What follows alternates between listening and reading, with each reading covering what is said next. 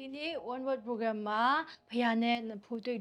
ခဲ့တဲ့လူနှစ်ယောက်အကြောင်းကိုဝင်ငါရင်နဲ့ခွန်အားပေးချင်ပါတယ်ပထမတစ်ယောက်ကတော့ရှင်ဘောလိုပဲဖြစ်ပါတယ်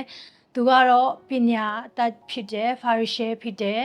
ပြီးလို့ရှိရင်နိုင်ငံသားအရာဆိုလို့ရှိရင်တို့ခေတ်ကရောမနိုင်ငံသားခံယူတဲ့သူလည်းဖြစ်တဲ့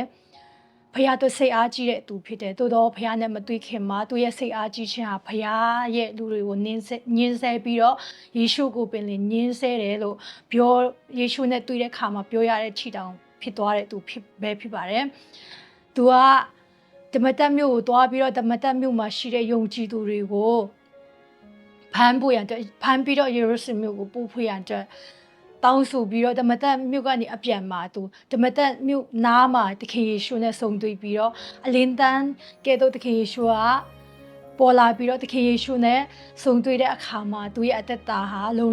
လျာပြောင်းလဲပြီးတော့အရင်တုန်းကကနဦးယုံကြည်သူတွေခရစ်တော်ကိုယုံကြည်တဲ့သူတွေကိုညှင်းဆဲတဲ့သူဖြစ်တော်ညာလဲသူရဲ့အသက်တာဟာဒီဂျိုးလူမျိုးတွေအတွက်ပဲမဟုတ်ဘဲနဲ့တပါးသူတွေအတွက်ပင်လည်းအသက်ရှင်တော်သူဖြစ်တဲ့တကယ်စစ်မှန်တဲ့ဧဝံဂေလိတရားယေရှုတရားကိုဝင်ငါတော်သူအဖြစ်သူရဲ့အသက်တာကိုပြောင်းလဲတော်သူပဲဖြစ်ပါတယ်။နောက်တစ်ယောက်အနေနဲ့မောရှေအကြောင်းကိုပဲပြောချင်တာဖြစ်ပါတယ်။မောရှေကတော့သူအခက်ခဲဆုံးအချိန်တွေမှာသူတို့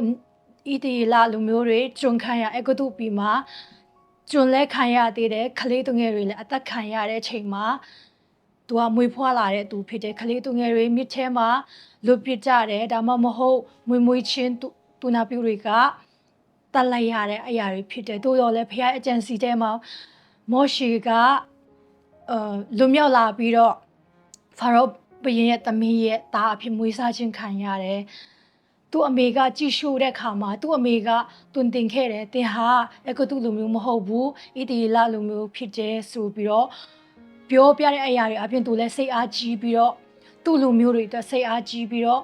လှုပ်လိုက်တဲ့ခါမှာအမားတွေဖြစ်သွားပြီးတော့ထွက်ပြေးရတဲ့အဆင့်ထိတောင်မှရောက်သွားတာဖြစ်တယ်သူရဲ့စိတ်အားကြီးခြင်းသူရဲ့ passion ကအဝေးကိုရောက်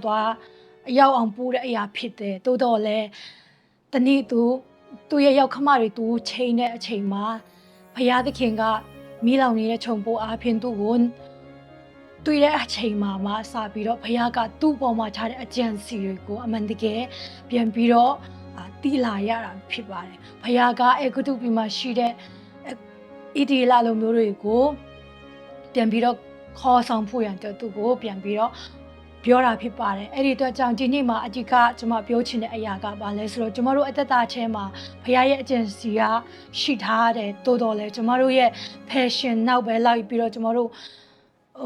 လမ်းမရောက်သွားတတ်တယ်တိုးတော်လဲကျွန်တော်တို့ဖခင်နဲ့နှစ်ဖူးတွေ့အမှန်တကယ်တွေ့ဆုံတဲ့အခါကျမှကျွန်တော်တို့အပေါ်မှာအမှန်တကယ်ထားတဲ့ဖခင်ရဲ့အကျင့်စီတွေဘယ်လိုမျိုးတွေလှုပ်ဆောင်ရမလဲဆိုတဲ့အရာတွေကိုကျွန်တော်တို့ကပြန်ပြီးတော့သိလာရတာဖြစ်ပါတယ်အဲ့ဒီ